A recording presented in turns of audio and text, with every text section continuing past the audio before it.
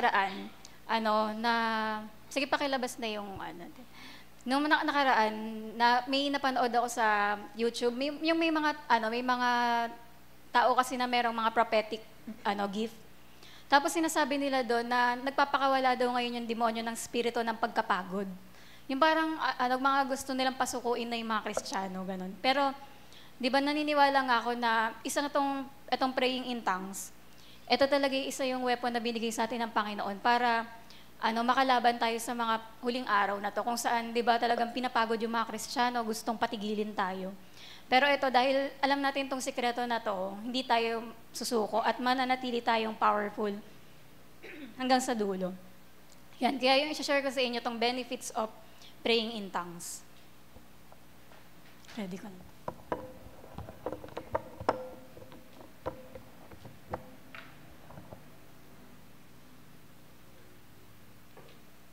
Yan.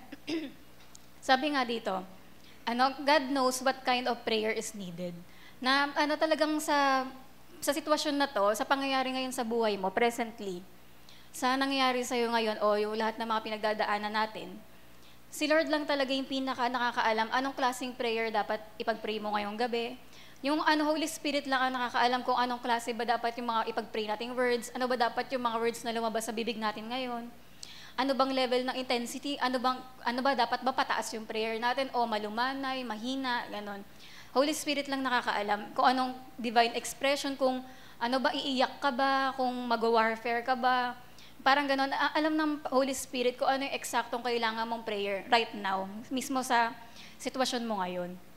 Kaya ganon kahalaga na mag-pray tayo in the Spirit, na hindi tayo mag-pray lang sa kung ano lang alam natin, kung ano lang yung nararamdaman natin, kundi kailangan talaga natin mag-pray in the Spirit. Kasi may mga time, di ba, talagang nakakapanghina na yung parang hinang-hina ka na hindi mo alam, Lord, ano bang gagawin ko? Ano bang dapat ipag-pray ko ngayon? Parang paano ba? Ganon.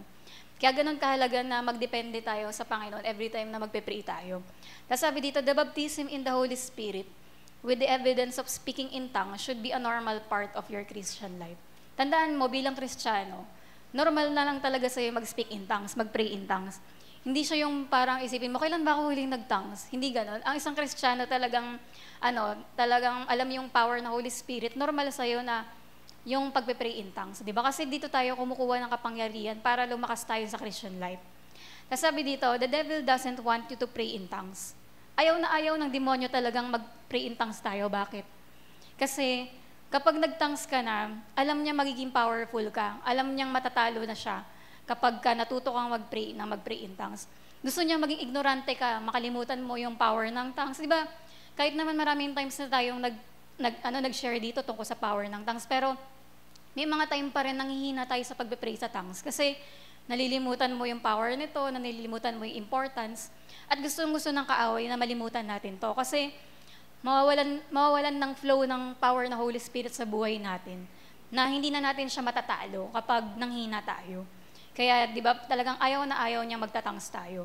Tapos sabi nga dito, nothing is more beautiful than having a heavenly language flow out of an earthen vessel to do a supernatural work. Na, di ba tayo nga, yung alam natin yung tongues, heavenly language siya. Hindi siya ito yung prayer na hindi naiintindihan ng demonyo. Kaya kapag nag-pray ka ng ganun, sigurado talagang masasagot yung prayer mo kasi hindi mahadlangan ng kaaway. At tayo nga, di ba, tayo mga earthen vessel, napakaganda na ginagamit ng Panginoon yung buhay natin para habang nagtatangs tayo, gumagawa si Lord ng supernatural work sa mga buhay na hindi mo alam, nag-speak ka ng mysteries habang nagtatangs ka. Hindi mo alam yung ginagawa ng Panginoon, may something siyang ginagawa, minimit niya yung kailangan mo sa oras na to, sa mismong time na to. Pati as a church, habang nagtatangs tayo, yung kung ano man yung kailangan ng church, minimit ng Panginoon, may inaayos siya. Ganon. Kaya ganon kagaling yung pagpe-pray in tongues, supernatural work yung ginagawa. Sabi nga sa John 14:15-17, kung ako'y inyong minamahal, ay tutuparin ninyo ang aking mga utos. At hihingin ko sa Ama, at kayo ibibigyan niya ng isa pang mang-aliw, upang makasama ninyo siya magpakailanman. Ito ang espiritu ng katotohanan na hindi kayang tanggapin ng sanlibutan, sapagkat siya'y hindi nito nakikita o nakikilala man. Siya'y nakikilala ninyo sapagkat siya yung nananatiling kasama ninyo at siya'y mapapasa inyo. Kaya tingnan niyo, sinabi niya, bibigyan daw tayo ng isa pang mga aliw. Bakit isa pa? Kasi sino ba yung una? Who was the first comforter? Yan, si Jesus yung pakinext. Yan, si Jesus kasi yung una. Kaya sabi niya, papadalan ko kayo ng isa pa na comforter. Isa pang mga aliw. Di ba? Kasi alam niyo, nung time nung nandito si Jesus kasama yung mga disciples niya, ano yung mga disciples, talagang nakadepende sila kay Jesus as their helper, guide, tsaka teacher. Si Jesus din yung nagko-confront sa kanila pag may mali sila. Tsaka nagmamahal sa kanila, nag-i-instruct, nag-strengthen, nagre-reveal ng mga bagay sa kanila. Kaya kung sino si Jesus sa mga disciples niya nung time na yan, ganun din yung Holy Spirit sa atin ngayon. Na, di ba, sabi ni Jesus, pakinabang nyo na babalik ako sa langit. Kasi, pag bumalik ako doon, bababa yung Holy Spirit. Na, di ba, kunwari, for example, kung si Jesus nandito siya kagaya nito, si Jesus nasa kids room lang, ay, si Ate Grace lang kausap. Siya lang yung kausap ni Jesus ngayon. Di ba, parang, ay, si Jesus kausap lang si Alona ngayon. Parang hindi ako pwedeng makausap ni Jesus at the same time kasi tao siya, nandito siya. Pero dahil nga bumaba na yung Holy Spirit, bawat isa sa atin kasama na natin si Jesus. Bawat isa sa atin pwede natin siyang kausap, di ba? Kaya para na siya sa lahat. Kaya ganun. At sabi nga dito, the Holy Spirit is like super glue. He sticks to you, He never leave you or forsake you. Na ganun nakakatuwa yung Holy Spirit. Siya yung kaibigan na hindi nang iiwan. Lagi siyang nandyan, di ba? May maganda man nangyari sa'yo o hindi maganda yung araw na to, nandyan siya. Saka sabi nga dito, syempre, sabi of course, kung gumagawa naman, kunwari ikaw, di ba nasa yung Holy Spirit, pero patuloy kang gumagawa ng kasalanan o kaya talagang alam mong masama to, talagang push ka ng push sa kasalanan, masasaktan yung Holy Spirit, kaya medyo lalayo siya, di ba, pag ganun. Pero kapag naman humingi ka ng tulong uli, babalik siya, laging ganun kalapit lang yung Holy Spirit sa atin. Tapos sabi nga dito, di ba kanina binanggit natin sa verse na itong sanlibutan na to, hindi niya tanggap yung Holy Spirit, hindi sila nagkakasundo, hindi nila magets yung Holy Spirit. Kasi sabi nga dito, if you're filled with the Holy Spirit, you won't love the things of the present world. Kapag ikaw, alam mo ba, napuspos ka ng banal na spirito, mawawalan ka na ng gana sa mga makamundong bagay. Kunwari, hindi ka ba natutok sa worldly song na to? Hindi, wala talaga akong gana as in. Parang wala akong pinapakinggan ganyan. For example, sabihin sa'yo, wala hindi ka talaga natutok sa mag-games, mag-download ng mga ganitong Hindi wala akong gana. Hindi ka talaga nanonood ng hindi mo binubuksan yung TV mo para nanood ng mga movie, mga kung ano na gusto mo. Wala talaga akong gana, ganun. Ayaw mo ba sa amin mag-inom? Wala talaga akong gana. Di ba kasi alam nyo, kapag napuspos ka ng Holy Spirit, binibigyan ka niya ng yung namamatay yung desire mo sa mga makamundong bagay. Yung parang sasabihin sa'yo, abnormal ka ba?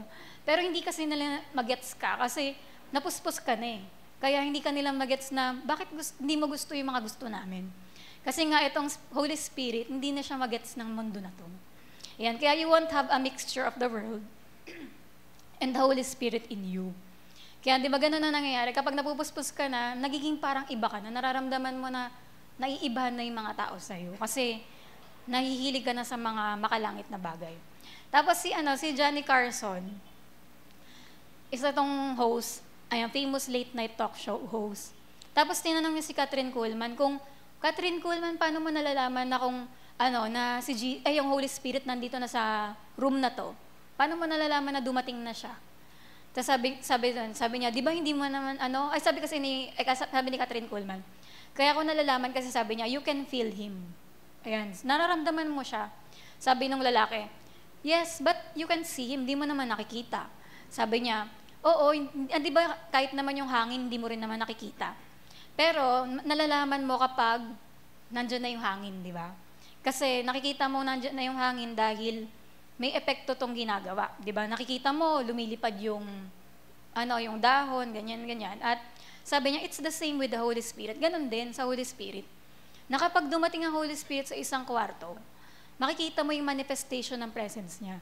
Sabi niya, people will cry, nag-iiyakan yung mga tao, nag-humble sila, may mga lumuluhod, may mga nagsisisi na sa kasalanan, gano'n, di ba? Nag-humble na sila before the Lord.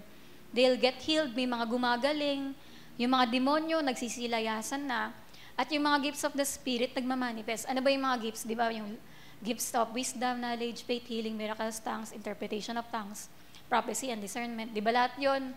Naglalabasan, gano'n. Kaya, sabi niya, ganun yung doon mo nalalaman na dumarating yung presence ng Holy Spirit.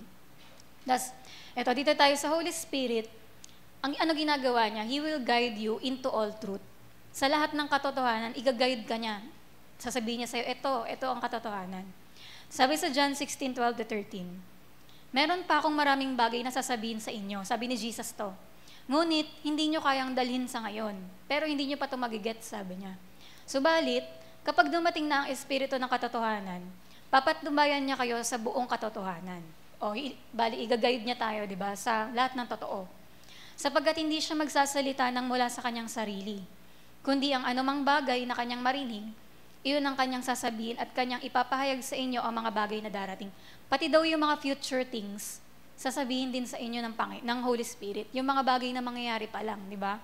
Hindi mo na kailangan pumunta sa manghuhula, sa mga di ba, mga nagka-card-card, para malaman yung kapalaran mo. Kasi kapag ikaw, close ka sa Holy Spirit, kaya niyang i-reveal sa'yo yung mga susunod na mangyayari. Sabi nga, the Holy Spirit has a lot He would like to reveal to people. Alam niyo ba, yung Holy Spirit, ang dami-dami niyang gustong sabihin sa atin, i-reveal sa atin, ipaunawa sa atin. Pero sabi, hindi niya kaya gawin basta. Kasi, because they aren't preparing themselves for it. Kasi bago ka i-revealan ng Panginoon ng mga secrets niya o ng mga revelation na to, kailangan i-prepare mo daw yung sarili mo. Sabi, you have to position yourself correctly in the natural and in the spirit if you want to partake of the deeper things of God. For example, ngayong gabi na to, sa prayer meeting, umattend ka lang ba ngayon kasi nagpapa-attendance ka lang? Gusto mo lang masabi na umattend ako. Nag-umattend ka ba ngayon na antok ka, wala ka namang inaasahan? Di ba? O dumating ka ngayong gabi na ina-expect mo, makaka-encounter mo ang Panginoon, meron siyang gagawin sa'yo ngayon. Makaka-receive ka mula sa Kanya. Kaya ganun din, di ba? Kana, kailangan iposisyon mo yung sarili mong, hindi ngayong gabi na to, alam ko may gagawin ng Panginoon sa akin. Di ba? Kaya yun yung mga tao na nakaka-receive ng deeper things of God kung nag-e-expect kayo talaga sa Kanya. Tapos sunod, Holy Spirit, He will guide you into all victory. Tignan nyo, talagang gusto-gusto ng Holy Spirit na magtagumpay tayo. At sasabi dito, yung sa John 16:13, yung sinabi dyan na He will guide you into all truth. Ang another way ng pagsasabi niya, yung into all victory. Na He will guide you into all victory. Na magtatagumpay ka sa lahat ng mga bagay sa buhay mo. Sabi dyan, the Holy Spirit will never guide you into defeat. Tingin nyo ba yung Diyos, ililid ka niya para matalo ka sa buhay? Hindi, di ba? Ang Holy Spirit, lagi ka niyang i-guide na manalo. He will always guide you into victory, success, accomplishment, abundant life, soundness, happiness, and security. Both in the spirit and in the natural. Hindi lang sa natural, pati sa spiritual na mga bagay. Gusto ng Panginoon na magtagumpay tayo lagi. Di ba? Kaya, ayan, ganyan yung gusto niya mangyari sa atin. Pwedeng itong mga picture. Yung, kunwari, business. Kala nyo ba hindi kayo i-guide ni Lord sa business? Sabi ililid ka ni Lord, Lord, ito bang business ba ng sapatos? Dito ba ako papatok? Lord, dito ba kapag ito ba yung pinuhunan ko na dito ako ililid ka na Holy Spirit kung yan talaga yung business na para sa'yo. Minsan sa pagbebenta rin ng bahay, sabihin, Lord, sino po kaya bibentahan ko nitong bahay na to? O kaya ikaw naman yung bibili, Lord, ito po ba yung lupa na bibilin ko o iba? Ano po kaya? Saan po kayang lokasyon? Sino po kaya yung bibilan kong tao? Makakatawad ba ako dito? O ganyan-ganyan. Tsaka minsan naman, kahit daw mga bakasyon, kunwari, Lord, saan ba kaming magbabakasyon? Saan bang lugar? Saan bang resort? Saan po kayang beach? Saan po kayang ganito? Kahit daw sa ganon, ililid ka rin ng Holy Spirit. Pati sa timing, di ba? Na Lord, ito po ba yung perfect timing? Ito po ba yung dapat na ganyan? Sa timing din, nandiyan ang Panginoon. Pati minsan sa tao, Lord, itong tao ba na to yung dapat kong i-deal? O hindi siya? O ganyan. Lahat yan, He will guide us into all truth, di ba? Pati into victory. Na lahat ng mga bagay na yan, ililid tayo ng Panginoon. Kung ano yung mga tanong nyo ngayon, Lord, ito po yung mga gagawin ko, ano po kaya gagawin ko? Ililid niya kayo habang nagpe-pray kayo. Kaya sabi nga dito, Jesus said, He will guide you, di ba? Which means, the Holy Spirit, hindi yung Holy Spirit, hindi ko yung okay, si Althea, pupulutin ko, ilalagay ko agad sa kalooban ng Diyos. Hindi ganon. Kundi, hindi ka ilalagay mismo sa kalooban niya. Kundi, sabi dyan, i-guide ka lang. Sasabihin, ito yung tamang daan, dito ka, Althea. Ay, wag to, Althea. Ganon lang, hindi yung bigla ka nang ilalagay dun sa mismong kalooban ng Diyos. I-guide ka lang niya, di ba? He will show you roads to take and which roads to avoid. Kaya sabi dyan, if you listen to Him, kung nakikinig ka talaga sa tinig ng Banal na Espiritu, di ba, pinagpe-pray natin yun, Lord, Tulungan niyo marinig namin yung tinig ng Banal na Espiritu. At kung nakikinig ka talaga, He will get you to where you belong. He'll never lead you astray. Di ba? Talagang dadalhin ka niya kung ano yung kalooban niyang bagay sa pinapanalangin mo, sa kinakalituhan mo ngayon. Kasunod, the Holy Spirit, He will show you things to come. Di ba yung sa verse na binasa natin kanina, sabi doon, sa John 16:13, sapagkat hindi siya magsasalita nang mula sa kanyang sarili, kundi ang anumang bagay na kanyang marinig, iyon ang kanyang sasabihin, at kanyang ipahayag sa inyo ang mga bagay na darating. Yung mga mangyayari pa lang, di ba? Ganun pala. Kaya alam niyo, ang dami ko napanood na ganyan sa supernatural stories, tsaka It's Supernatural. Yung mangyayari pa lang sasabihin sa kanya, yung ano mo, kapatid mo, mababangga siya. Kaya ipanalangin mo siya. Tapos may magsasabi sa kanya, bukas may gantong mangyayari sa iyo, kaya ipaghanda mo yung ganyan-ganyan. Parang mga ganun, parang totoo talaga yon, di ba? Kasi nga, ang Holy Spirit, kaya niya ipahayag yung mga bagay na darating pa lang. Kahit yung di ba, tatay ni Perry Stone, di ba, may ganun din siya, alam niya kung ano yung mga pinapahayag sa kanya ng Panginoon, agad yung mga mangyayari. Tsaka lalo na may mga prophetic gifts, di ba? Talagang, eksakto kung ano yung sinabi ng Panginoon sa kanila, yun yung nangyari. Tsaka may mga nagsasabi na ikaw magiging prophet ka, o kaya ikaw magiging missionary ka. Nangyayari talaga yun sa buhay nila. Yan sa mga nag-prophesy sa kanila. Sabi nga rin dito, the Holy Spirit doesn't act like humans. Alam niyo yung Holy Spirit, hindi siya mahilig magsalita tungkol sa sarili niya. Alam niyo ba, ako yung sa inyo, nagpa-revive sa inyo, ako yung sa inyo, ganyan-ganyan. Hindi niya sinasabi yung mga ginawa niya. He doesn't have a pride problem at all. Di ba kagaya ng sinabi sa verse, hindi siya nagsasalita ng pang sarili niya. Kaya di ba pag napupuspos din tayo, binababa natin yung sarili natin. Kundi si Kristo yung lalo nating binabanggit, di ba? Kaya sabi nga dito, He has come for two main purpose. Dalawa lang yung purpose ng Holy Spirit. To reveal Jesus in the earth. Gusto niya maitaas ang Holy Spirit. Si Jesus. And to empower believers. At nandito yung Holy Spirit para palakasin tayong mga believers. Then sabi dyan, He has come to be your guide, your comforter, your helper in life, and it's up to you to let Him do it. Kasi di ba, sabi nga natin, yung Holy Spirit is a gentleman. Na hindi siya yung papwersahin ka kung ano ayaw mo.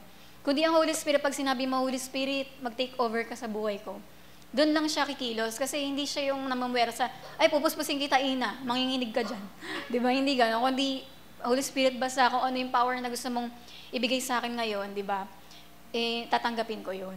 Kaya parang halimbawa, sa mga, alam nyo ba, yung Holy Spirit, nagre-reveal siya ng mga bagay sa pakinex.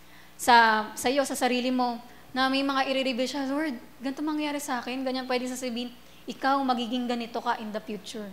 Di ba may mga pwedeng i-reveal, parang sabi dyan, the Holy Spirit will roll back the curtains. Alam niyo yung parang inaano yung kortina na pinapakita sa iyo yung mangyayari. Sa pamilya mo, alam mo ba, pwede rin may mag-reveal ang Panginoon sa iyo na ganito mangyayari sa pamilya niyo, ganyan-ganyan. Tapos sa city natin, pwedeng may mag-reveal din na ano mangyayari dito sa Muntinlupa, sa mundo, ito yung mangyayari sa mundo. Minsan sinasabi rin ng Panginoon yan, minsan di ba, yung may mga sinasabi ng Panginoon na malalapit na talaga siya dumating. Nasisense mo in the spirit na sinasabi ni Lord sa'yo. Ganun din nararamdaman ko nakaraan talagang grabe, sobrang lapit na talaga ng rapture, ganun. At ayan, parang sa church din, nire-reveal din ng Panginoon ano yung gagawin niya, ganun. Kaya napakahalaga na maraming nagpe-pray in the spirit kasi sila yung nire-revealan ng Panginoon ano yung mangyayari sa'yo, sa church, sa pamilya mo, city, sa lahat, di ba? Maraming kapahayagan ng Panginoon. Tapos sabi nga sa Acts 2:1-4, nang dumating ang araw ng Pentecostes, yung sa upper room, di ba, yung pagbaba ng Holy Spirit doon, silang lahat ay nagkakatipon sa isang lugar. Biglang dumating mula sa langit ang isang ugong na gaya ng isang humahagibis na hangin malakas. At pinuno nito ang buong bahay kung saan sila'y nakaupo. Sa kanila ay may nagpakitang parang mga dilang apoy na nahahati at lumapag sa bawat isa sa kanila. Silang lahat ay napuspos ng Espiritu Santo at nagsimulang magsalita sa iba't ibang wika, ayon sa ipinagkaloob sa kanila ng Espiritu. Yan, kaya nakita niyo dyan na biglang dumating, di ba, na parang ganun talagang malakas. Humahagibis na hanging malakas. Ayan, tapos sabi dito, alam niyo ba, yung the word rushing, yung ibig sabihin ng word na rushing na yun, rushing wind, indicates that the Holy Spirit was in a hurry to get there. Meaning, excited yung Holy Spirit dumating. Di ba kaya rushing yung nakalagay kasi sobrang excited niyang puspusin yung mga tao. Di ba? Kaya alam niyo ba, ganun, yung Holy Spirit, hindi siya makapag-antay. Gustong-gusto niya na i-baptize tayo. Gustong-gusto na niya turuan tayo, ayan, i-fill up tayo ng Holy Spirit, ng power. Gustong-gusto niya na i-guide tayo, tulungan tayo. Kaya kung ngayong gabi na to, parang gusto mo, Lord, tulungan mo naman ako.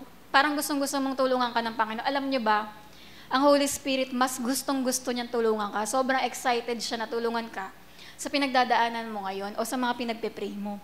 Kaya ganun siya, ganun yun. Sabi nga, this shows us the Holy Spirit's earnest desire to provide us with His divine assistance. Gustong-gusto ng Panginoong tulungan tayo. Di ba? Kaya talagang rushing, di ba? Gustong-gusto niyang dumating na agad. And sabi dito, He came with great strength and power. Di ba? Nang dumating yung Holy Spirit, great strength and power yun. Di ba? Grabe yung kapangyarihan dumating. At pinapakita nito na yung strength na yun, isa to sa predominant characteristic. Ibig sabihin, isa to sa angat na katangian ng Holy Spirit, yung powerful siya. Di ba?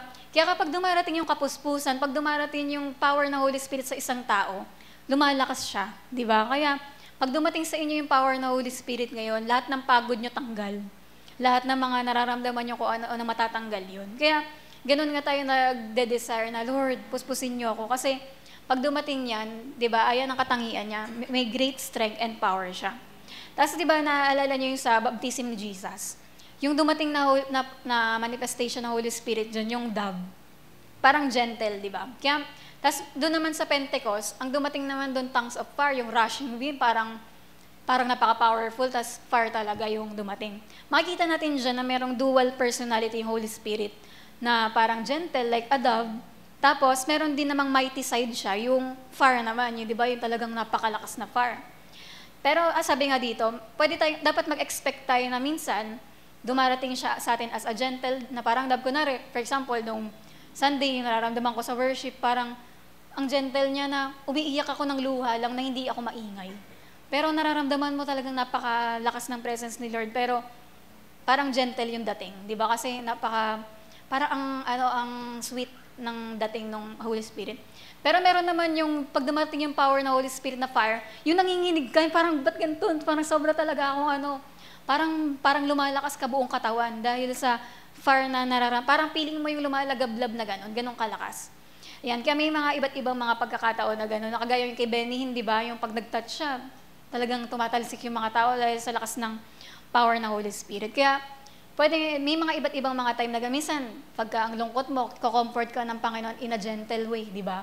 Na gentle yung pag-flow ng Holy Spirit. Tapos sabi nga dito, what did the 120 do when they were filled with the Holy Spirit? Dun sa upper room, ano nangyari sa kanila nung dumating yung Holy Spirit?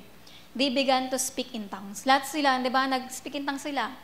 All of them, walang sinabi na may dalawang hindi na-filled, gano'n. Di ba? Kaya, ngayong gabi na to, dapat lahat tayo, expect natin na lahat tayo mapupuspos. Di ba? Walang left out dito na, ay, baka hindi ako kasali dyan.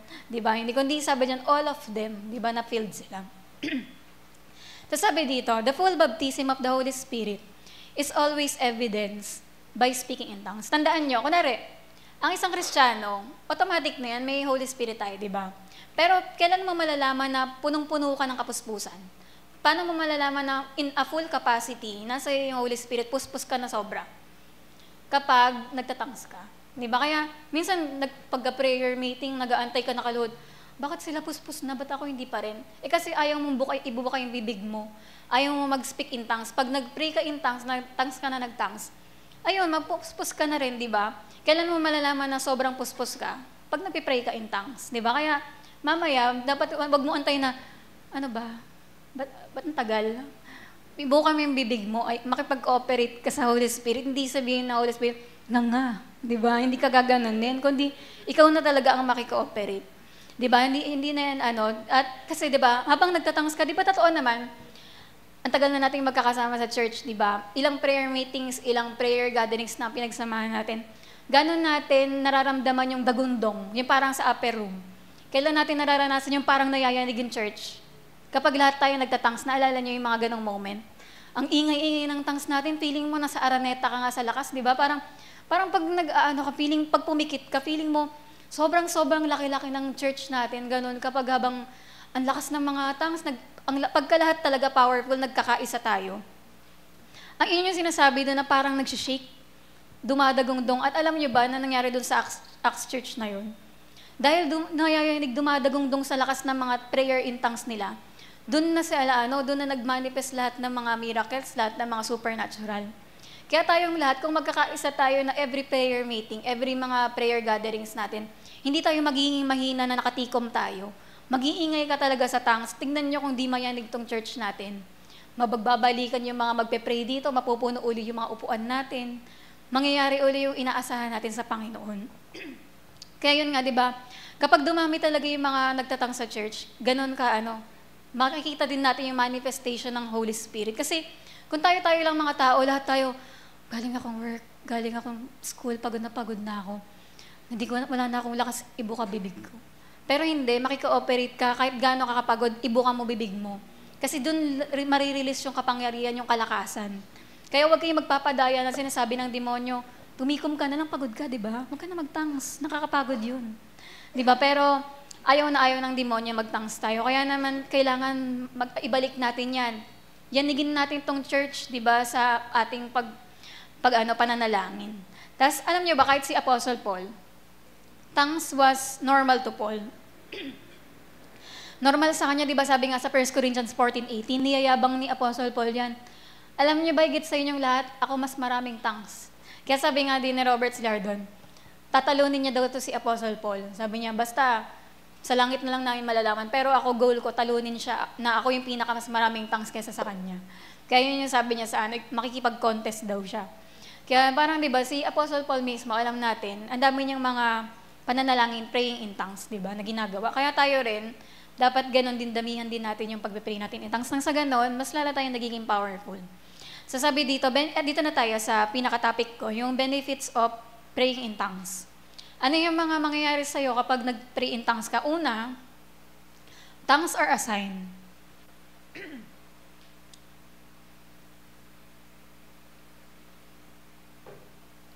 Dito mo malalaman na, nabaptize na ako ng Holy Spirit kasi nakakapag-tongues na ako eh.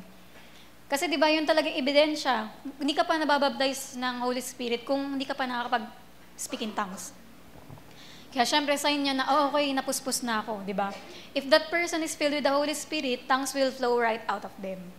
Pero di ba kung hindi ka pa napupuspos ng Holy Spirit, kung hindi ka pa nakakapag-tongues, lumapit ka mamaya sa harapan at pagpe-pray ka natin, di ba? Para mapuspos ka. Pangalawa, tongues will make you strong. Sabi nga sa 1 Corinthians 14:4, ang nagsasalita ng ibang wika ay pinapatibay ang sarili. Kapag nagpe-pray in tongues kayo, alam nyo ba, hindi ako yung lumalakas. Ikaw, si John Rex, kung sino yung nagpe-pray, pagka naririnig ko si John Rex malakas mag-tongues, ay, lumalakas si John Rex. Automatically, naririnig ko na, ay, parang naiisip ko na talaga na lumalakas siya. Kasi ang sabi sa Bible, lahat ng nagtatangs, lumalakas. Tumitibay. Kaya lahat ng mga, alam nyo, yun yung inaantay ko pag prayer marathon. Parang gusto ko, bawat isa marinig ko ang ingay talaga mag-tongues. Hindi naman yung parang ka nang gugulo ka na. Hindi naman yung gano'n na parang, grabe naman to, hindi na kami makapag-pray sa ingay nito. Hindi yung masabi lang, mema lang, hindi gano'n. Kundi yung talagang naririnig ko siya mag-tongues. Kaya bawat isa talaga, parang gusto ko na rin, pag dumating si Almira, parang waiting ako na sana marinig ko naman mag-ingay si Almira. Bukas yan. Kaya yung parang ganun, parang pagka may mga dumarating, sana naman marinig ko tong parang nagiging powerful na. Yung parang inaantay ko kayo ma-anoint, ganun. Parang may ganun ako parang alam nyo naman kung paano mapuspos, pero parang alam mo yung mga tikom, parang sana naman mag-ingay tayo, ganun. Parang mag-tongues naman kayo. Parang sana naman marinig ko bawat isa dito na napupuspos na, ganun. Kasi alam nyo naman kung paano mapuspos, mag-tongues, di ba? Ayun, kaya, ayan, kung ang lahat naman nagsasalita ng ibang wika o nagtatangs, pinapatibay mo yung sarili mo para sa mga susunod na araw.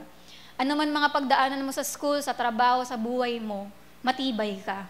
Ganon. Kaya, hindi ako nag-aalala sa mga taong mahilig magtangs kasi alam ko matibay to kahit pitikin to ng jablo. Dito, susuko kasi nagtatangs to eh.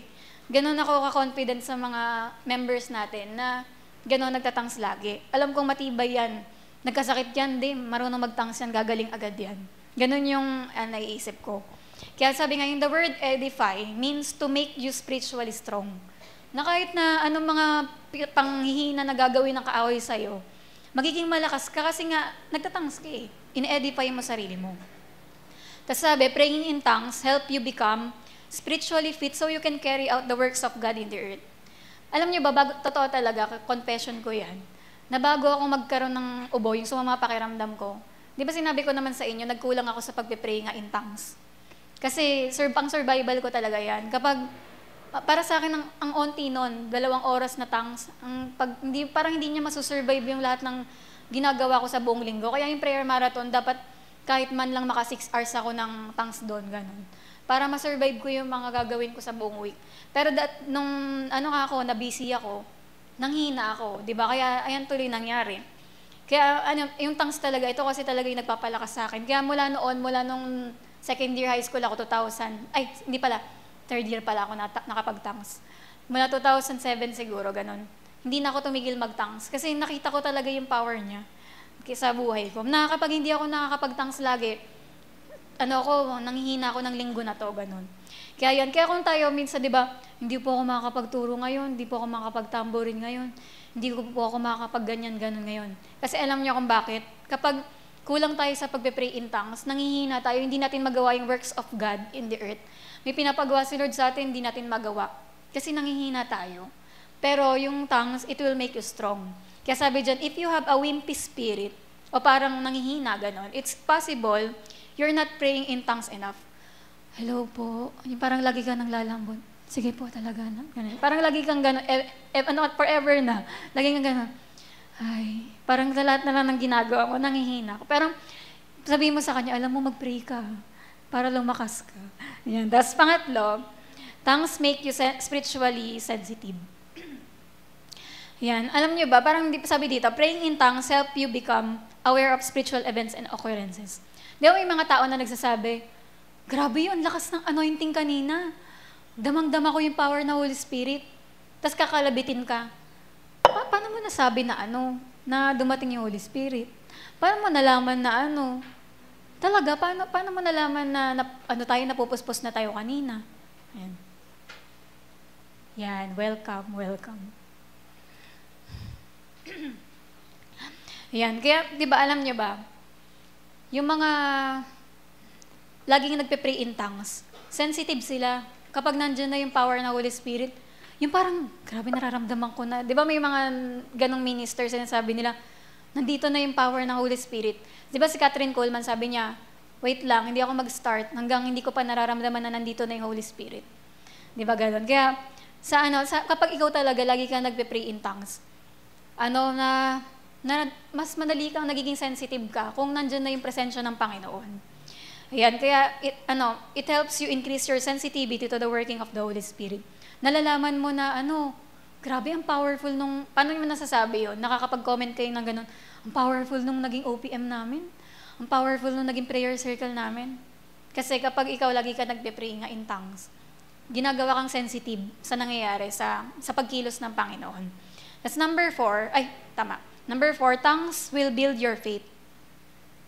Yan, sabi nga sa Jude 1:20, ngunit kayo, mga minamahal, patatagin ninyo ang inyong sarili sa inyong kabanal-banalang pananampalataya. Manalangin sa Espiritu Santo. Di ba sabi dito, na kung gusto daw nating tumibay yung faith natin, kailangan mag-pray daw tayo in the Spirit, mag-pray tayo in tongues. Yan, kaya, alam niyo ba, speaking in tongues makes your faith come alive. Kapag feeling mo patay na yung pananampalataya mo, nabubuhay yan. Kapag tongues ka ng tongues. Yan, mamaya explain ko yung tongues sa mga bago.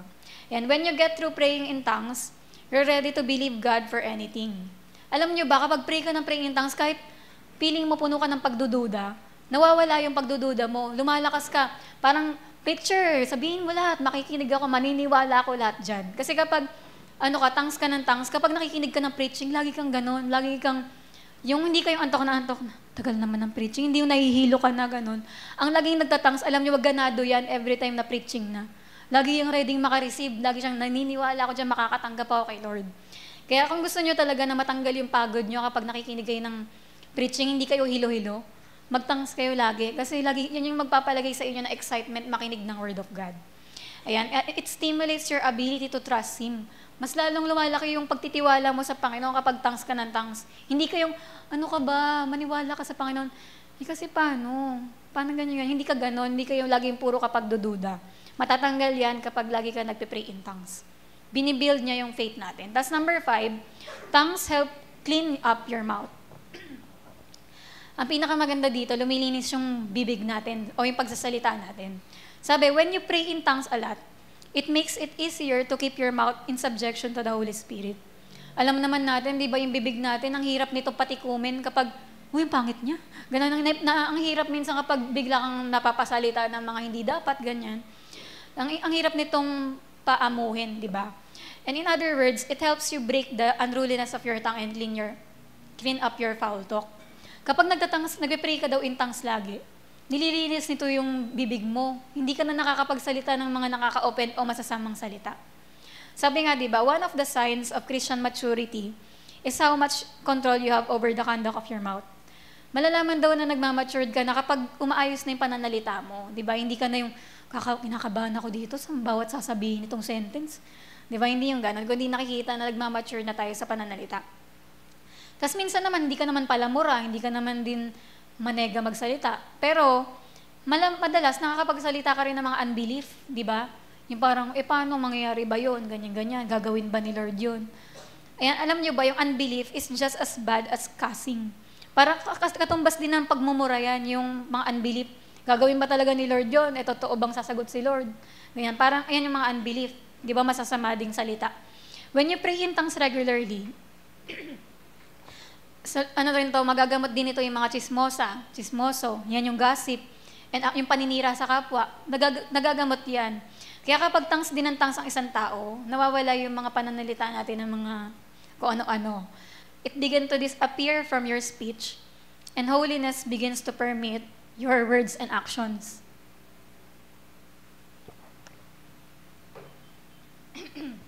Yan, tapos sabi nga dito sa James 1:26, di ba? Bakit mahalaga talaga na malinis bibig natin? Kasi kung inaakala ng sino man na siya'y relihiyoso, subalit hindi pinipigil ang kanyang dila, kundi dinadaya ang kanyang puso, ang relihiyon ng taong iyon ay walang kabuluhan. Sasabi rin sa James 3:8, subalit ang dila ay hindi napapaamo ng tao, isang hindi napipigilang kasamaang puno ng lasong nakamamatay. Pero ang galing, kasi sa pagpe-pray in tongues, so nagsasabit ng bibig natin, di ba, itong dila natin. Kaya napakagandang, siya, di ba, pakinabang. Kaya sabi nga, if there was no other benefit to praying in tongues, kung halimbawa, wala talagang ibang benefit yung praying in tongues, pero kung kaya nitong, kahit isa lang daw, di ba, na kaya nitong linisin yung bibig natin, sapat na yung reason para mag-tongues talaga tayo, di ba? Tapos number 6, tongues bring spiritual refreshing. Di ba, lalo na kapag talagang feeling mo dry na dry ka, pagod na pagod ka sa mga pinagawa sa school, sa mga ginawa mo sa trabaho, parang wala kang enjoyment sa buhay, itong mga lately. Pero yan, di ba, yung pag nag-tongues ka, binibigyan ka nito ng spiritual refreshing. Yan, yung pagtatangs nga pala. Para sa mga bago, yung pagtatangs, ito yung pagpe-pray sa ibang wika. Di ba? Yung hindi Tagalog, hindi English, kundi nagpe-pray ka ng kung ano yung binibigay ng Holy Spirit sa'yo. Mamaya tutulungan natin yung mga bago. Yan. Tapos, sunod dito, sabi nga si Wigglesworth, di ba, ilang beses na rin to sinampol ni Pastor. Sabi nga niya, di ba, may nagtanong sa kanya, Wigglesworth, hindi ka ba nagbabakasyon? Hindi ka man lang ba nagbe-break? Sabi niya, nagbabakasyon ako every day, sabi niya. Sabi, ano ibig mo sabihin? Sabi niya, I pray in tongues daily. Araw-araw ako nagtatangas and I get refreshed. That's my vacation, that's my holiday. Di ba kaya isipin nyo, sa kanya hindi ko na kailangan makakita ng mga kung ano-anong lugar. Nare-refresh na ako mag-minister every time na nagpe-pray lang ako in tongues. Parang ayun nga yung pang-survival niya, di ba?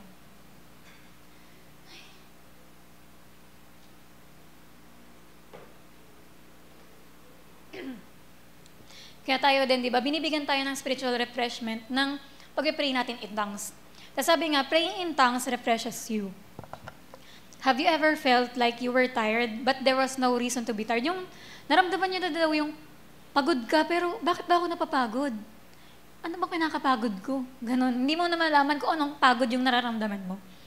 Kapag nararamdaman mo daw yung ganon, kailangan mo na daw magpa-refresh ng spirit mo. Kailangan mo na mag-pray in tongues. Kasi weariness and tiredness will go, and strength will come to you instead. Yan, di ba kaya, ang mangyayari sa'yo, marerefresh ka, matatanggal lahat ng mga pagod mo kapag nag-pray ka in tongues. Kasi, di ba minsan pagpagod ka, Lord, ano po bang pagpe-pray ko? Pagod na pagod po ako ngayon. Ay, sana mag-uwian na. Yung parang wala ka na masabi sa prayer meeting. Di ba pag nag-pray tayo sa sarili natin, ang unproductive, yung uuwi ka lang na, bye po, shalom. Yung sasakay ka ng jeep, ganun ka pa rin. Hanggang pag-uwi mo ng bahay. Ganun ka, walang nangyari, nag-prayer meeting ka, pero ganun yung nangyari sa'yo. Hindi maganda yon. Dapat spiritually refresh ka pag uwi mo, di ba? Na kung nagtangs ka talaga ng prayer meeting, Holy Spirit yung nag-pray sa'yo, ang lakas-lakas mo. Dahil nga ang hina mo na nag-pray ka pa sa sarili mo. Kung ang hina-hina mo na mag-pray ka na in tongues, umasa ka na sa Holy Spirit, ibuka mo na yung bibig mo, di ba? At umasa ka na yung Holy Spirit na yung magpe-pray sa'yo. Para pag uwi mo, hello, shalom po. Ganun yung energy mo pag uwi. Hindi yung shalom. Sige na, ganun. Hindi ganun. Dapat hindi tayo ganun uuwi. Kundi malakas na malakas tayo pag uwi natin, di ba? Okay lang ako. Ano lang talaga yung, yan yung plemang to. Ayan, tapos sabi nga, ayan, tapos sunod dito, one way Christians are supposed to find their rest is by praying in tongues. Di ba? Kaya kung isang bagay na dapat natin kinoconsider para magkaroon tayo ng pahinga, yung pagtatangs, kailangan wag nyo kakalimutan yan kung gusto nyo ma-refresh. Tapos praying in tongues helps you to keep you fresh, strong, up, and happy. Parang alam niyo yung commercial. Gusto mo ba maging fresh, strong, up, and happy? Lagi mo bang gusto maging invigorated and refreshed? Mag-pray in tongues ka na, di ba? Yung parang gano'n na parang, di ba, simulin nyo, ganyan ginagawa ng parang tubig lang, di ba? Gusto mong maging fresh all day, strong, di ba? Parang mataas ang energy. Magi ka na mag-pray in tongues, di ba? Kaya totoo yan, totoong-totoo to, di ba? Na binibigyan tayo ng kakaibang refreshment na para kang nag-swimming after, di ba? Parang feeling mo, uminom ka ng maraming tubig. Kapag nag-pray in tongues ka, ang lakas-lakas mo, refresh ka. Hindi ka dry. That's number 7. Tongues give you power to be a witness. Yan, alam niyo ba kung natatakot kayo mag-share ng Word of God, alam niyo ba kapag tongues kayo ng tongues, binibigyan kayo nito ng kakaibang kapal ng muka. Na parang, bakit ganun? Binibigyan ka ng kakaibang lakas ng loob.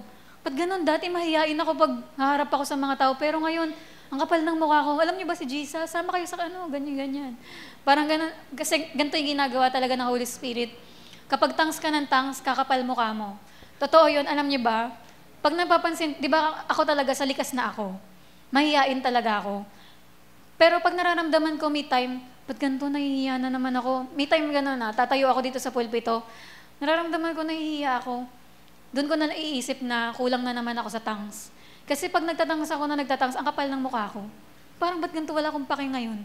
Parang di ako nahihiya, gano'n.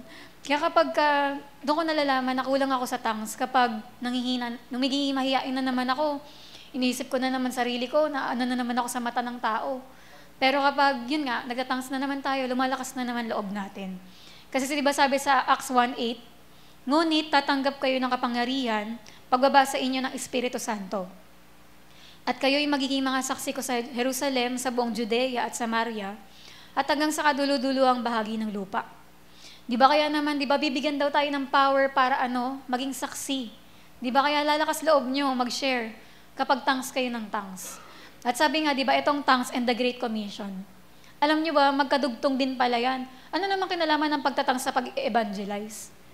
Makikita nyo yan. Naalala nyo yung mga disciples ni Jesus? Di ba, yun, ang duduwag ng mga yon? Ay, hindi ko kilala si Jesus, hindi ko kasama si Jesus. Pexman, nagganon pa si Peter, di ba? Sumpaman, talagang hindi ko kilala yan. Parang ganon kaduwag. Pero ano nangyari sa mga disciples after bumaba ng Holy Spirit? Naging ang kakapal, di ba? Ang lalakas ng loob. Nagpuntahan sa mga labas. Ganyan, nakita niyo yung kay Peter noon. After ni Peter mapuspos, 3,000 yung tumanggap kay Jesus, di ba? Yung mga nagkalat, yung mga apostol, mga kung saan-saan sila nag-share. Kasi dating duwag, pero nung dumating yung power ng Holy Spirit, nakapagtangs na kasi sila eh. Kaya anong nangyari? Tumapang sila. Sabi nga sa Mark 16:15-17, sabi niya, at sinabi niya sa kanila, humayo kayo sa buong sanlibutan at inyong ipangaral ang ebanghelyo, mag-share daw ng gospel. Tapos anong kinalaman ng tongues dyan? Tingnan nyo sa dulo. Magsasalita sila ng mga bagong wika. Buuin natin na, at inyong ipangangaral ang ebanghelyo sa lahat ng nilikha. Ang sumasampalataya at mabautismuhan ay maliligtas, ngunit ang hindi sumasampalataya ay parurusahan. At ang mga tandang ito'y tataglayin ng mga nananampalataya. Sa paggamit ng pangalan ng aking pangalan ay magpapalaya sila ng demonyo at magsasalita sila ng mga bagong wika, magsispeak in tongues sila. Kaya nakita nyo, di ba, na talagang connected yan. Yung pag-share natin ng gospel sa pag-speak in tongues. Kapag tongues tayo ng tongues, mas lalo tayong lalakas ng loob mag-share. Tapos kagaya din sa ministry ni Charles Parham, tsaka ng Azusa Street Revival. Alam niyo, pag binasa niyo yung kwento nila, napakalaki ng impact ng pag-pray in tongues doon sa pag-share ng gospel. Sabi nga dyan, they understood the importance of their prayer language in the role of world evangelism. Speaking in tongues gave them power to be effective witness for Christ. Talagang sinasabi nila na dahil sa pag-pray nila in tongues, kaya naging powerful silang mag-share ng gospel. Kaya tayo rin, di ba? Kaya kung namamablema kayo mag-share, mag-tongues kayo na mag-tongues. Diyan na nyo makikita yung lalakas loob nyo mag-share. Tapos sabi nga rin dito, your prayer language should grow. Kapag bago ka palang nagtatangs, ang pagpe-pray mo palang parang pare-pareho lang, puro kaya puro ganun lang. Kapag bago ka pa lang, di ba pag baby rin, ang nasasabi lang din niya, mama, papa, ganun. Parang ganun yung pag nag-uumpisa ka pa lang.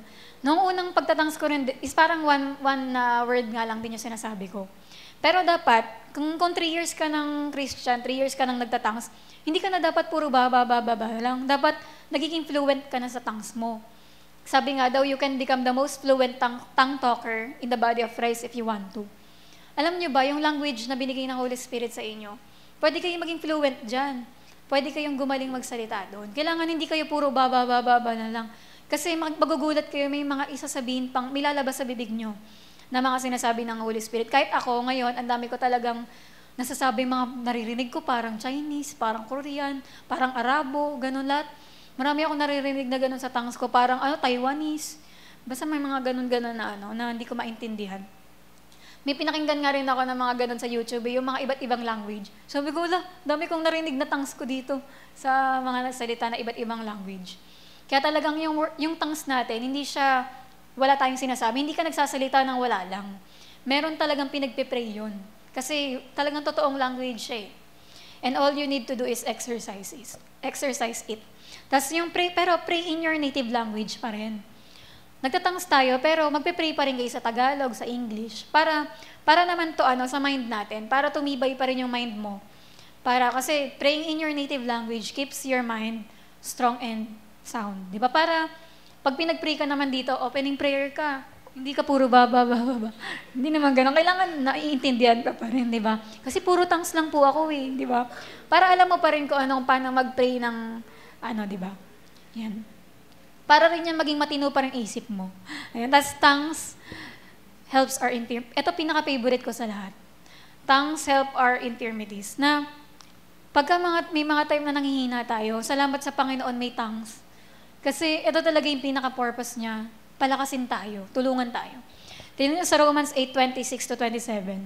At gayon din naman, ang Espiritu ay tumutulong sa ating kahinaan. Sapagkat hindi tayo marunong manalangin ng nararapat. Minsan, ano bang pagpe-pray ko? Kahit ako, ganun din minsan. Lord, parang hinang-hina ka, tapos magpe-pray ka. Lord, anong pagpe-pray ko? Yan, pero sabi dyan, di ba, ang Espiritu ang tumutulong sa atin sa kahinaan natin. Minsan, hindi tayo marunong mag-pray kung ano dapat. Hindi natin talaga alam, Lord, may problema kami ngayon, pero ano ba, paano ba? Ano bang klaseng pagpe-pray ko dito? Sabi dito, ngunit, ang Espiritu mismo ang namamagitan na may mga daing na hindi maipayag. Sino sa inyo naranasan nyo na yung groaning? Yung parang umiiyak yung loob nyo habang nagpe-pray kayo. Bakit ba umiiyak? Parang masaya ka naman ngayon. Pero bakit, Lord, nung pinagpe-pray ko yung church, parang umiiyak yung tongues ko. Parang ganon. Basta, parang may pinipray yung Holy Spirit na nakakaiyak. Parang ganon. Parang iniiyak niya yung mga nahihirapan sa church. Ganon yung mga, for example, may pinagpe-pray ka mga backslider. iniiyak ng Holy Spirit yung mga ganon. Parang may mga naano ka na, ano ba to, bakit ganito yung prayer ko, parang naiiyak, ganon. Pero hindi ka naman nalulungkot, masaya ka naman. Kasi ibig sabihin yung Holy Spirit may pinagpe-pray siyang something. Diba? At sabi nga dito, ngunit, ang Diyos na sumisiyasat ng mga puso ay nakakaalam kung ano ang kaisipan ng Espiritu. Sapagkat siya ang namamagitan dahil sa mga banal ayon sa kalooban ng Diyos. Alam kasi ng Diyos yung kalooban niya. Yung pinagpe-pray mo, nilalagay ka sa, hindi mo malang maintindihan, pero pinagpe-pray ka ni Lord na mangyari yung kalooban ng Diyos sa'yo. Nasabi nga dito, kahit daw, even if you're really good Bible student, alam niyo ba, kahit sobrang talino mo sa Bible, kahit ako parang talagang relate ako, parang alam na alam ko, ang daming kong alam sa Bible. Faithful ako sa devotion ko, day and night. Nagpe-pray ka, nagbabasang Bible, ginagawa mo lahat. Pero darating pa rin yung makaka-experience ka ng sitwasyon sa buhay mo na hindi mo alam gagawin. Parang, Lord, dami-dami kong alam sa Bible. Dami-dami kong preaching na alam. Pero may mga sitwasyon na hindi mo pa rin alam gagawin mo, Lord, anong gagawin ko, ganun. At doon na nga ito papasok.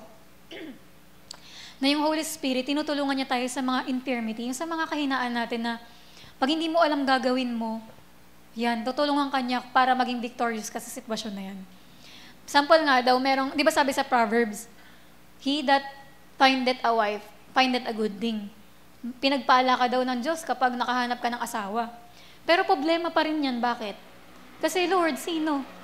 Naghahanap nga akong asawa, maganda nga magkaasawa. Sino naman? Tsaka kailan? Problema, di ba? Hindi mo alam sino at kailan. Pero yun nga, di ba? Habang nagpe-pray ka, tutulungan ka ng Holy Spirit malaman kung sino at kailan. Kung kailan ka dapat magkaasawa. Kaya parang may mga ganong bagay, di ba? May mga verse sa Bible na sinasabi ni Lord, blessing to. Pero hindi mo pa rin alam ng malinaw, di ba? Tapos sabi nga dito, it's an infirmity to know which direction to turn or which scripture to apply to a specific situation. Di ba na, minsan andyan naman yung promise ni Lord, pero nalilito ka pa rin. Ano ba yung specific? Saan ba?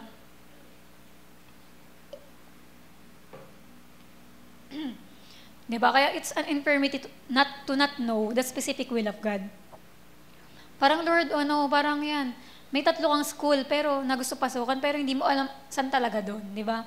Kaya habang nagpe-pray ka in tongues, nire-reveal sa'yo ng Panginoon kung sino. Lord, may 3 letter M po akong liligawan. Sino po kaya talaga dapat sa kanila? Habang nagpe-pray ka in tongues, yung unang M. May mga i-reveal na ganon. Yan. Kaya, dyan na, nililinaw ng Holy Spirit kung ano yung dapat, habang nagbabasa ka rin ng Bible, nililinaw niya, ito talaga. Noong nakaraan kasi nakanood ako ng preaching si Berwin, yung komedyante. Basta natapatan ko lang kasi na napanood siya. Di ba ang galing mag-joke nun? Pero Christian na pala kasi siya. Tapos yun nga, yung testimony kasi yung preaching niya. Parang doon ang dami niya sinabi doon na napatunayan niya talaga leading ng Panginoon tong mga bagay na to, yung verse na to, na parang dahil sinunod si Lord, nagkaroon siya ng sariling bahay tsaka kotse, nabigay lang sa kanya. Parang mga ganon-ganon, mula sa basta ang daming mga nangyari sa kanya, pero nakakatuwa na talagang doon mo malalaman na leading talaga to ni Lord. Dahil pray siya ng pray na, Lord, ito po ba? Sige Lord, di ako magre-reklamo, ganyan-ganyan, susunod ako, ganon. Ang galing lang na ganun yung nangyari sa buhay niya. Yan, tas parang kantong-kanto talaga kahit yung mga pananalita niya, parang yung mga pero nakakatawa. Yan, tas yun, kaya sa mga sitwasyon din ng buhay natin, nangungusap ang Holy Spirit yan. Tas sa mga making major decisions. Yan, di ba? Yung plural yun, infirmities. Ibig sabihin, marami, physical man na problema, mental, spiritual, anumang area ng buhay mo na may problema, kaya kang tulungan ng Panginoon. Di ba? Kasi, ayan nga, yun yung ginagawa ng Holy Spirit, tinutulungan tayo sa kahinaan natin. Sabi dyan, when you're making major decisions in life, always inquire of the Lord. Lalo na, pag magpapakasal ka, ganun, major decision yan. Pag kunwari, lilipat ka ng lugar, natitirhan mo, major decision yun. Lord, talaga bang sa Tacloban na ako? Doon na po ba talaga yung ililid niyong tiran ko? Major decision din yun kung sasagutin mo tong nanliligaw sa'yo kasi magbabago buhay mo pag sinagot mo yan. Di ba? Kung magkamali ka ng sasagutin. Pwedeng magtuloy-tuloy yan hanggang sa maging asawa mo yan. Pagka pumasok ka sa ganitong school, kailangan pag-isipan mo mabuti kasi magtutuloy-tuloy na rin na dyan ka na araw-araw. Ganyan yung biyahe mo araw-araw. Parang gano'n na. Kaya talagang kailangan magtatanong tayo kay Lord, Lord, ito po ba? Ito po ba yung dapat kong piliin? Tas kapag nag-pray ka na ng Tagalog o English, tas feeling mo hindi ka pa sure sa sagot ni Lord, parang hindi mo pa rin, Lord, hindi pa rin po malinaw. Ito po ba talaga?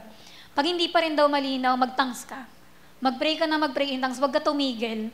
Hanggat hindi ka nilalagyan ni Lord ng peace na ito talaga yun. Ganon. Kasi habang nagpe-pray ka in tongues, doon niya lilinawin na ito talaga yung tinutukoy ko. Na kaya tayo, di ba? Kaya minsan, alam niyo ba ako, pag nagtatangs din ako, hindi pa ako tumitigil pag bothered pa ako, yung parang ganun pa yung kilay mo. Ganun ka pa rin, parang feeling mo problemada ka pa rin. Doon ko naiisip na hindi pa ako tapos mag-pray. Magtatangs pa ako kasi hindi pa peaceful yung kalooban ko eh. Ibig sabihin, hindi pa tapos. Kaya habang pray ka pa ng pray, hanggang uuwi na ako ng okay na, hindi na ganun. Okay na, parang may kapayapaan ka na, okay na. Alam mo, may inayos na ang Panginoon habang nagpe-pray ka. Kasi tandaan nyo, God doesn't want you to make bad decisions. Siyempre, nakakaiyak kahit ako. Nagkaroon din ako ng mga bad decisions kasi ginawa ko yung decision na yun, hindi naman ako nag-pray. Ayan, pero si Lord, He wants you to make wise decisions. Ayaw ni Lord na magkamali tayo, kaya magtangs tayo na magtangs. Kasunod, God gave you tongues because you don't always know how to pray the right way. Kaya tayo pinagtatangs ni Lord kasi alam niya na hindi natin alam yung ipagpe-pray natin minsan o madalas. Sometimes, di ba, when you're praying in tongues, magugulat ka. Habang nagtatangs ka, may pinagpe-pray ka na hindi mo naisip ipag-pray. Di ko naisip ipag-pray to, pero habang nagtatangs ka, ni-reveal sa'yo ni Lord. Minsan naman, akala mo na pag-pray mo na yung bagay na yon, pero biglang ipapa-pray sa'yo ni Lord. Kasi yun yung leading niya. Tapos minsan din, di ba, na all of a sudden, the Spirit of God will boil up from inside. Parang may kumukulo sa loob mo na minumove ka ni Lord na ipag-pray yung bagay na hindi mo inaasahang ipag-pray. Yun, kasi ganun yung leading niya. Tapos, sabi nga, the Holy Spirit knows the future and sometimes He'll move you to pray in order to stop something tragic from happening to you. At ito pa yung maganda dito. Minsan, may aksidente o trahedya na mangyayari sa susunod. Pero, i-reveal sa'yo ng Holy Spirit yan na ikontrahin mo. Pag-pray mo yan. Kung minsan sa panaginip, bibigyan ka ni Lord ng mga panaginip na pinakita ko sa'yo yon para ipag-pray mo, i-cancel mo. Kaya, maraming mga time na ganun sa akin, sa panaginip ko. Yung paggising ko, ang bothered mo. Pero sabihin sa'yo ni Lord na ipag-pray mo, i-cancel mo yon. Kasi yun yung plano ng kaaway. Kaya parang sa mga susunod na araw, sino sa inyo nakapanaginip kayo nang umiiyak kayo sa panaginip? Meaning nun, sa mga susunod na araw, palulungkotin kayo ng kaaway.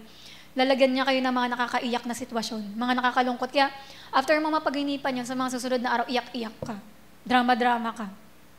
Kasi, yun nga yung mga tinatanim niya. Pero, yun nga, sa pag-pray natin in tongues, nakokontra natin lahat ng mga plano ng kaaway na masama. Di ba? Tapos minsan din sa mga preacher, mga nagtuturo ng Word of God, yung mga tinatawag na enemy of your calling, yung mga gustong pumigil sa'yo maglingkod, ayan, tutulungan ka ng Holy Spirit, ipag-pray yun para hindi ka mapigilan sa mga gagawin mo sa Kanya. Yan, sabi, the hardship won't be able to stop or distract you kasi nag-pray ka in tongues.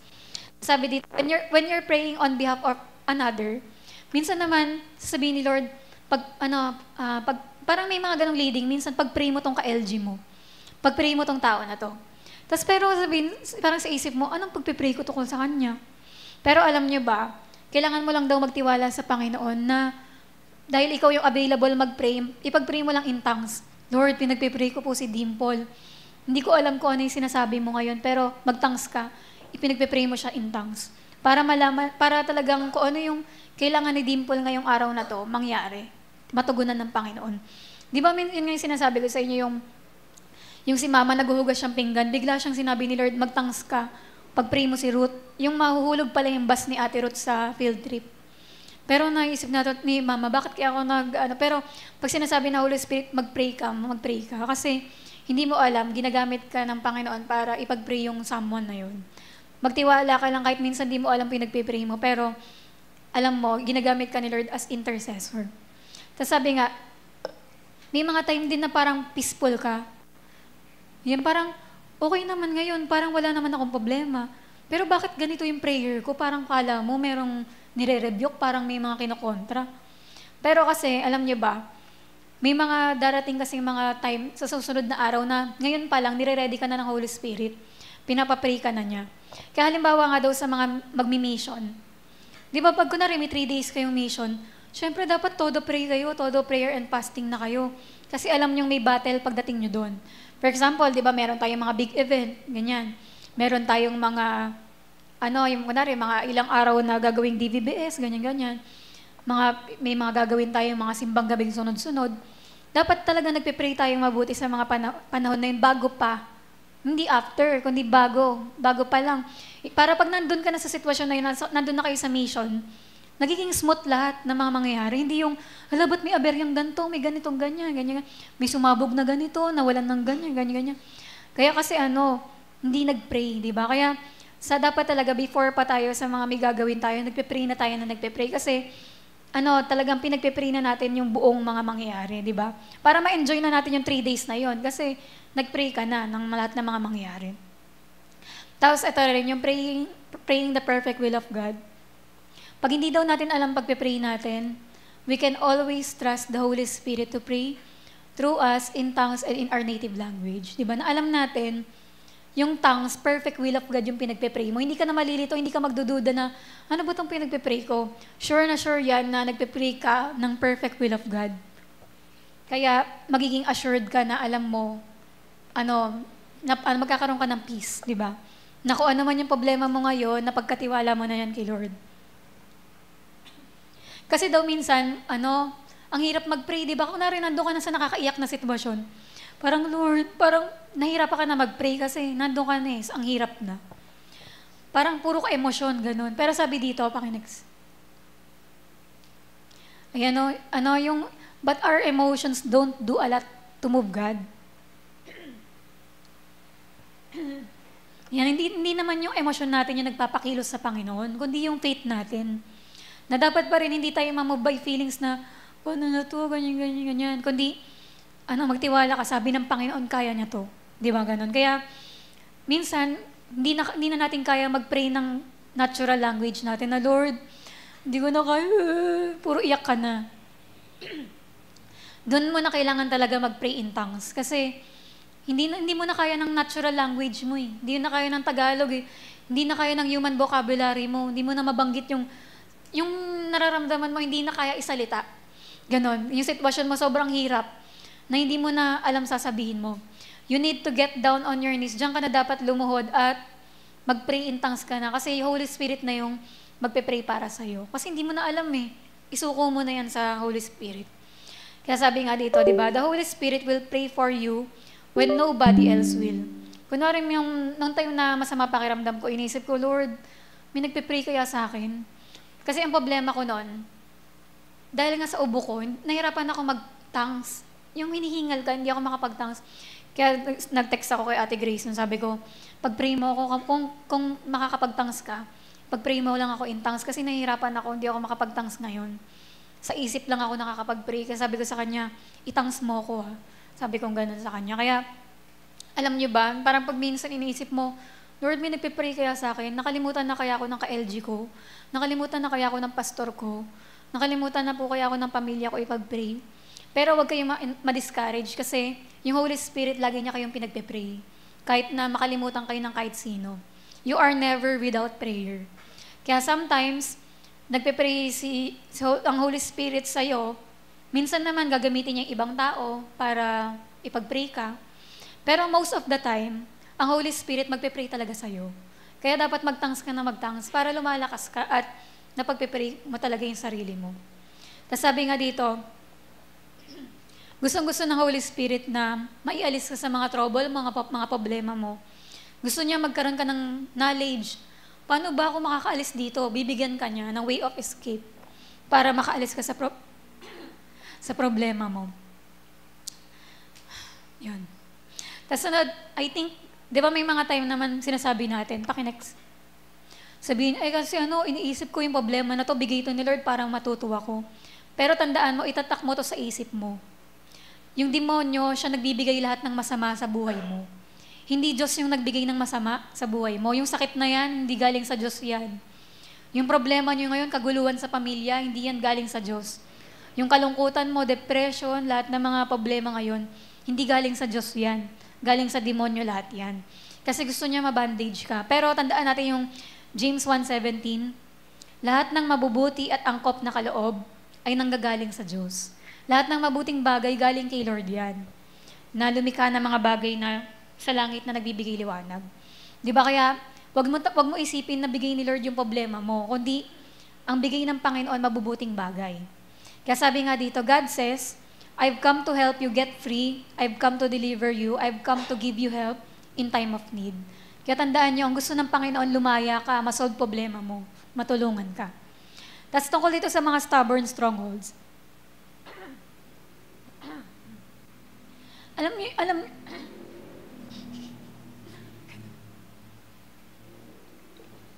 Konti na lang matatapos na.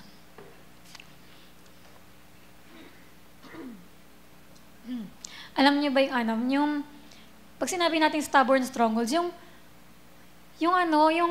antindi ng problema na nag-pray ka na lahat, nagbasa kang Bible, lahat ginawa mo, tumambling ka na, nagpuri ka na, lahat, hindi ka nagpabaya sa spiritual mong buhay. Alam niyo, ganito yung nararamdaman ko nung nakaraan, nung masama pakiramdam ko. Sabi ko, Lord, ba't nangyayari sa akin to? Anong sasabihin ng church? Na bakit masama pakiramdam ko? Baka sabihin nila, hindi ako nagde-devotion, hindi ako nagpe-faith confession. Alam niyo yun, kahit nga may lagnat pa ako, gumigising ako ng 4 a.m. Para mag-devotion. Hindi ako nagpapabaya sa Bible ko, natapos ko na nga Bible ko dahil sa basa ko ng basa na nakarang nagpapahinga ako. Parang lahat ginagawa ko, parang okay naman ako, parang Lord, ganun. Parang ginawa ko lahat, kumakanta naman ako, ganyan-ganyan. Parang hindi ka nagpabaya sa spiritual na buhay. Pero nagtataka ka pa rin, Lord, alam ko under attack ako. Alam ko may mga demonyong umaatak sa akin, nagpipigil talaga na hindi ako makapag-minister, ganun. Kaya Lord, under attack ako, anong gagawin ko? Pero ginagawa ko na lahat. Pero ang problema ko ngayon, hindi ako makapag-tangs, alam ko power ko yun. Kaya sabi ko, Lord, sana may mag-pray para sa akin, may mag-tangs para sa akin. Kaya yun nga yung sinabi ko kay Ate Grace. Na parang yun yung problema. Kasi alam mo, napaka-powerful ng tangs. Kung makapag-tangs lang ako ng kahit na ilang oras, gagaling ako, lalakas ako agad. Pero yun yung problema, sabi ko, Lord, under attack talaga ako ngayon, tulungan niyo po ako na makayanan to, ganun-ganun. Yung parang naramdaman niyo daw ba yung mga ganun time na ginawa mo naman lahat, pero parang feeling mo napabayaan ka na ng Diyos. Feeling mo, Lord, nasan yung tulong mo? Parang tinutulungan mo pa ba ako? Ganun. Pero sabi dito, kapag ganun yung nararamdaman mo, pray in tongues. Kaya ako, kahit hirap na hirap ako noon, nag-tongues pa rin talaga ako, kahit pa ubo-ubo mag-tongues, ganun. Ginawa ko pa rin. Kasi alam ko yun yung kailangan ng spirit ko para lumakas. Di ba sabi nga, it is the spirit that weakeneth the body. Kaya humihina yung katawan natin dahil mahina yung spirit natin. Pero kapag lumakas yung spirit, lalakas din yung katawan. Kaya di ba, kaya yun yung, inaano ko, kahit hirap na hirap ako, tongues pa rin ako. Kaya doon na nagsisimulang yung paggaling ko kapag nagtatangs. Kaya ngayon, hindi rin ako mapipigilan mag-preach, kailangan na. Kailangan kahit na ganito pa boses ko. Yan, tapos yung sabi nga, pray in tongues when you're tired. Tandaan nyo, kapag pagod kayo, pray in tongues din yung solusyon. Kasi kapag parang pagod-pagod na yung isip mo, katawan, ang magpapalakas talaga ng katawan mo, Holy Spirit, yung tongues talaga. Ito yung magsisimulang i-charge ka ulit, i-strengthen ka, at babaguhin niya yung sitwasyon. Tapos ito yung devil's multiple warheads. May mga time na parang hindi lang isa problema mo, parang 2, 3, nagsabay-sabay yung mga problema mo. Pero alam mo, sa ganyang time, ang weapon pa rin na binigay sa atin ng Panginoon, yung pag-pray pa rin in tongues. Masasolve lahat yan, basta hayaan mo yung Holy Spirit na ipag-pray ka. Maging makapag-pray powerfully sa'yo. Yan. Tapos, sa last nga, sabi dito, para sa mga hindi pa nakakapag-tongues, ngayon syempre may mga bago. Taas kamay hindi pa nakakapag-tongues. Baka hindi nila alam to. Tulungan niyo ang mga boys sa mga kayo na lumapit sa kanila mamaya. Ngayon, hindi niyo sila pagkukumpulan, 1-to-1 lang. For example, AJ, Amy, kunin ka lang isa. Tapos yun, ipagpe-pray mo lang siya, kasi nakakapag-tongues ka na eh.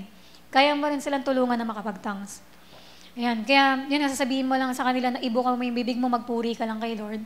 Tapos mamaya, habang nagpupuri ka kay Lord, mababago na yung language mo. Lahat naman sila tumanggap na, diba? Kay Jesus.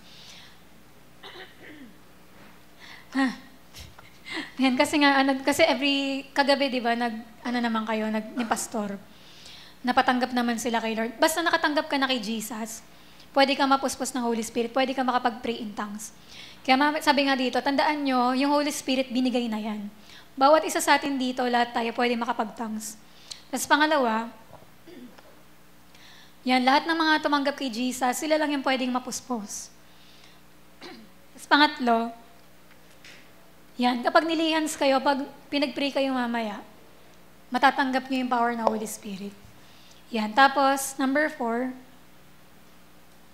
yan, ibukan nyo lang yung bibig nyo, basta magsalita kayo. Unang alam nyo ba, nung nakapagtangs ako nun, sinasabi ko lang, hallelujah, hallelujah, hallelujah. Hanggang nabago na yung language. Ganun. Biglang, huwag kayong matakot kapag nabago yung language. Kasi ibig sabihin, ayun yung praying in tongues nyo. Tapos, number 5, tandaan nyo na hindi demonyo yun. Di ba? Hindi yung demonyo, kundi Holy Spirit. Kapag nasa iyo si Jesus, hindi ka pwede anuhin ng demonyo, kundi Holy Spirit yung nagsasalita through you. Tapos number 6, encourage them to speak out and act in faith. Na huwag kayong matakot, di ba? Talagang magpakalakas kayo. Mag-pray lang kayo. Tapos number 7, wag nyo naman pagkumpulan na, tingnan natin kung makapag-tongues na. Hindi naman ganun. Kundi hayaan nyo lang sila, yung mga kailangan makapag-tongues. Kaya yung mga boys, pakitulungan ako. Tapos yan. At, yun nga, lahat naman tayo dito, karamihan nagtatangs na, kaya magpakalakas tayo ulit.